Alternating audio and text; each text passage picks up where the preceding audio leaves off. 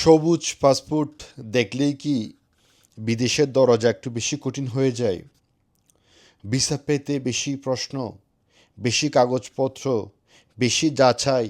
কিন্তু প্রশ্ন হলো, এর পেছনে শুধু পাসপোর্টের দুর্বলতা নাকি আমাদের আচরণও কোনো ভূমিকা রাখে?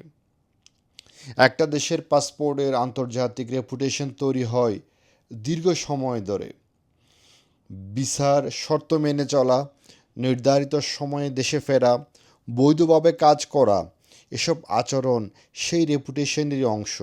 কিন্তু যখন কোনো যাত্রী ট্যুরিস্ট ভিসা নিয়ে গিয়ে নিয়ম ভঙ্গ করেন, নির্ধারিত সময়ের পরও থেকে যান, কিংবা ভিন্ন উদ্দেশ্যে ভিসা ব্যবহার করেন, তখন সেটি শুধু একজন ব্যক্তির সমস্যা থাকে না। কারণ ইমিগ্রেশন এবং এম্বাসি কর্তৃপক্ষ ভিসা অ্যাপ্লিকেশন মূল্যায়নের সময় ঝুঁকি, পূর্বের অভিজ্ঞতা এবং অ্যাপ্লিক্যান্টের তথ্য বিবেচনা করে। তাই কোনো দেশের নাগরিকদের ক্ষেত্রে অতিরিক্ত যাচাই দেখা দিলে তার পেছনে নানা কারণ থাকতে পারে। তবে মনে রাখবেন, কোনো নির্দিষ্ট দেশের সব মানুষ একই আচরণ করেন এমন সিদ্ধান্তও সঠিক নয়। তাহলে সমাধান কি? খুব কঠিন কিছু নয়। আপনি যে ভিসাতে যে উদ্দেশ্যে বিদেশে যাচ্ছেন সেই উদ্দেশ্যেই থাকুন। ট্যুরিস্ট ভিসা হলে ট্যুরিস্ট হিসেবে নিয়ম মেনে চলুন। স্টুডেন্ট ভিসা হলে পড়াশোনার শর্ত মেনে চলুন। আর ওয়ার্ক ভিসা হলে বৈধভাবে কাজ করুন এবং স্থানীয় আইন কানুনকে সম্মান করুন। আজ প্রবাসে গিয়ে সবচেয়ে গুরুত্বপূর্ণ বিষয় নিজের পরিচয়কে সম্মানের সঙ্গে তুলে ধরা। সময় মতো ভিসা রিনিউ করুন, আইন মেনে চলুন, অবৈধ কাজে জড়াবেন না এবং সুযোগ পেলেই অন্য দেশে পালিয়ে যাওয়ার পথ নয়। নিজের যোগ্যতা, পরিশ্রম আর বৈধতার উপর দাঁড়ান।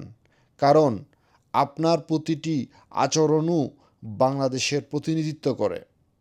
কিন্তু একটা কথা মনে রাখা জরুরি, বাংলাদেশি পাসপোর্টের শক্তি শুধু একটি বইয়ের পাতায় লেখা কোনো সংখ্যা নয়। এর সঙ্গে জড়িয়ে আছে কোটি মানুষের ভ্রমণ, শিক্ষা, ব্যবসা এবং প্রবাস জীবনের অভিজ্ঞতা। তাই একজনের ভুল যেন পুরো দেশের মানুষের পরিচয় হয়ে না দাঁড়ায়। এই দায়িত্ব আমাদের সবার। আমরা যদি ভিসা রুলস মেনে চলি, বিদেশে গিয়ে সে দেশের আইনকে সম্মান করি, প্রতারণা থেকে দূরে থাকি এবং নিজের কাগজপত্র সবসময় সঠিক রাখি, তাহলে ধীরে ধীরে তৈরি হবে একটি ইতিবাচক ট্রাভেল রেপুটেশন। আর সে রেপুটেশন ভবিষ্যতে বাংলাদেশি যাত্রীদের জন্যও গুরুত্বপূর্ণ।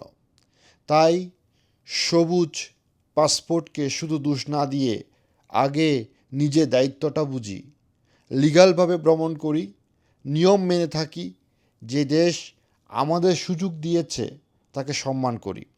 মনে রাখবেন, একটি পাসপোর্টের রেপুটেশন বদলায় একদিনে নয়, বদলায় লাখো মানুষের সঠিক আচরণে। আপনার কাছে কি মনে হয়, বাংলাদেশি পাসপোর্টের আন্তর্জাতিক রেপুটেশন আরও ভালো করতে আমাদের কি করা উচিত?